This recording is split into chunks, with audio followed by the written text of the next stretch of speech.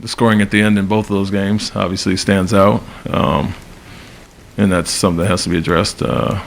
We go back and forth during the game at times, have our ups and downs, and then when you can rely on your defense and hold a team to certain numbers. I mean, they finished with 23 in that quarter, and they had a ton of free throws at the end and the technicals and all that.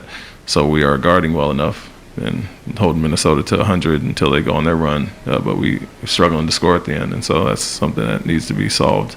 Until Dylan and Cam hit the 2 threes, we had 12 points at that point. So, teams are scoring 104 with all the free throws and scoring to that low of a number. Obviously, those should be wins for us if we're able to score the ball, and so got to be better at the end for sure.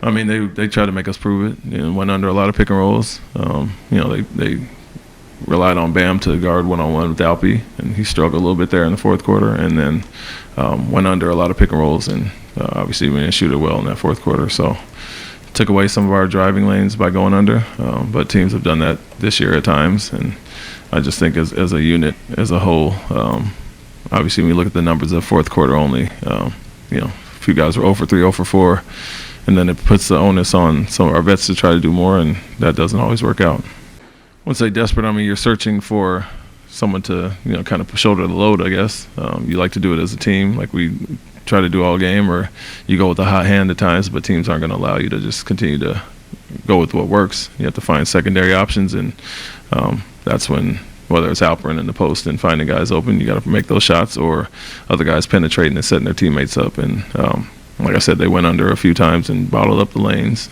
or Adebayo guarded one-on-one, and obviously 12 points is not enough to get it done, regardless of how you're guarding in the fourth quarter.